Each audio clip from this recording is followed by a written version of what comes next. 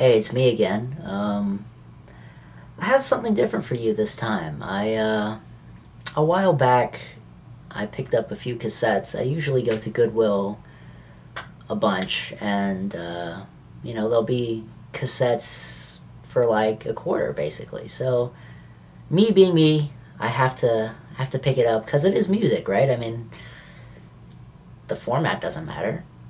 So these next three cassettes that I'm going to show you, I actually picked up on the same day.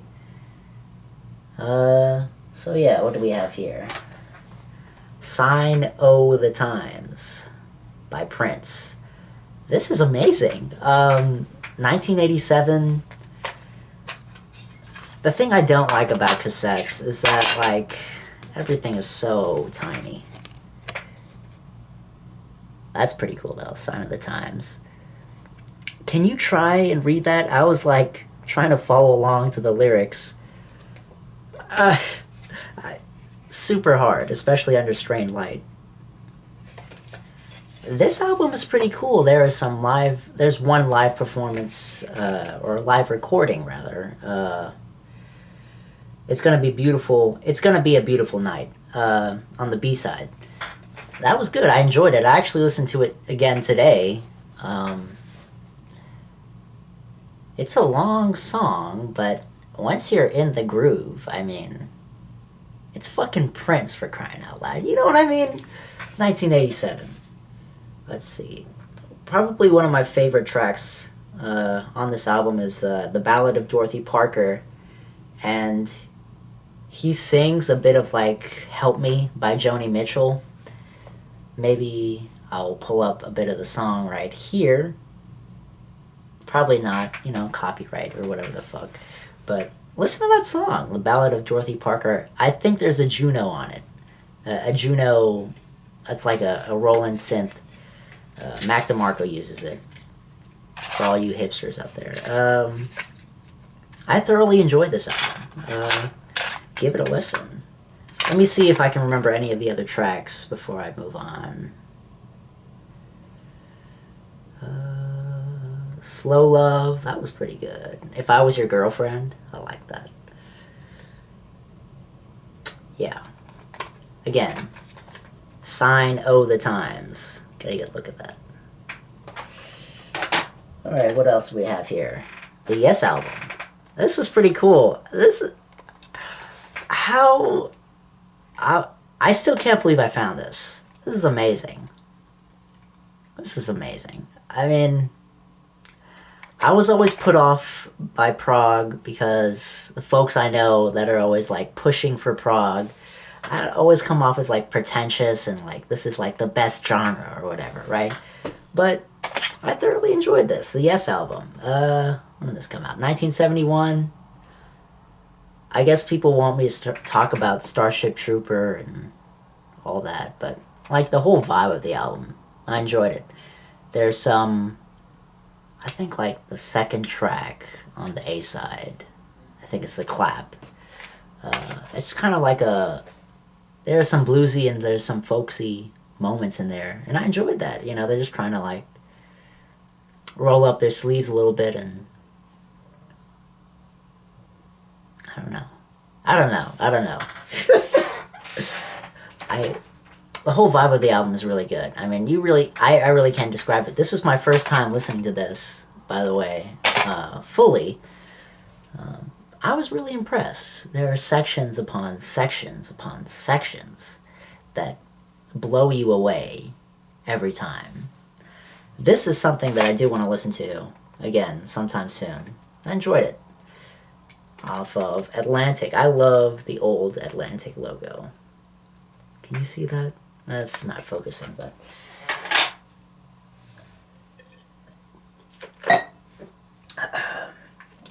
Last but certainly not least, Michelle Shocked. What's the name of this album? Short, Sharp, Shocked. One hell of an album cover. You can't find this on YouTube. You can't find this on Spotify.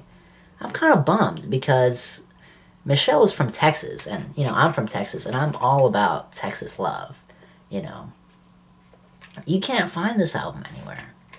But if you look on Discogs, there's a bunch of cassette listings. So if you're, big on Texas and, this is a Texas album right here, for sure, because it has that sound. It kind of does remind me of Stevie Ray Vaughan a little bit. I mean, not in terms of, like, the guitar playing, but, like, the overall, like, bluesy vibe and, the instrumentation and, the way that they're following the changes. Inner Sleeve is cool. That's Michelle and the producer. A lot better lyrics than Sign of the Times, but Sign of the Times was a double album. Yeah, let's not get into that. Yeah, like I said, Michelle is from Texas, and it comes out in some of the lyrics of her songs. Songs like Memories of East Texas, Hello Hopeville.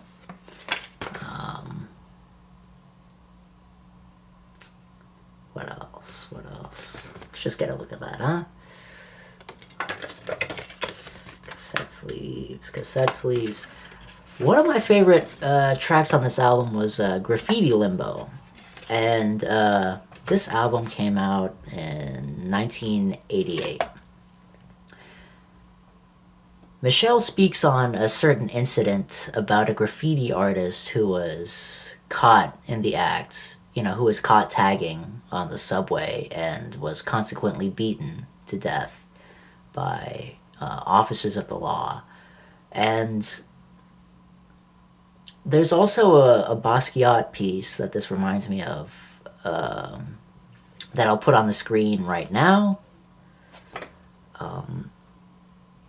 That's kind of interesting to see how important that event was. I mean, obviously, police brutality is awful, but,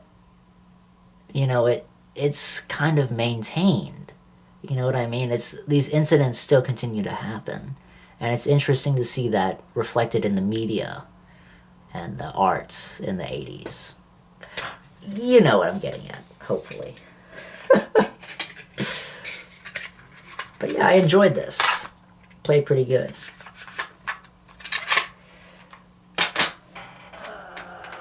All together now. Maybe I'll get a thumbnail. Michelle Shocked. The Yes album. And Sign of the Times. I listen to Sign of the Times. Come on. 1987 Prince. You need that in your life. It's a double album. It's a long listen, but it's fucking Prince, man. Let me show you what I've been listening to this on.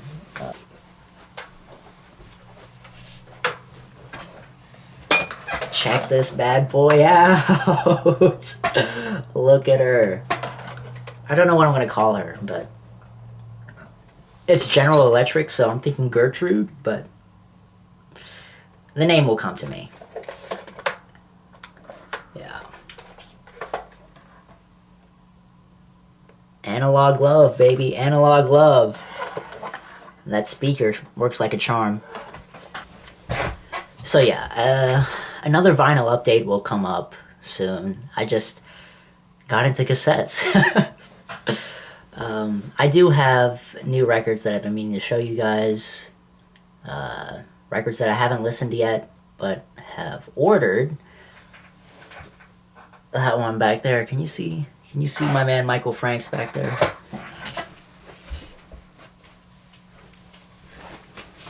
Ordered this in the mail, haven't listened to it yet, but hey, we got the same mustache, don't we? Love the back of this cover. Anyway, more vinyl soon.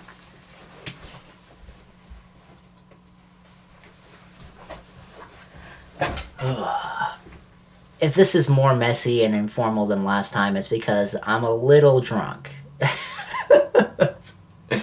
But in conclusion, music is a celebration of life, and we should share that celebration across the world.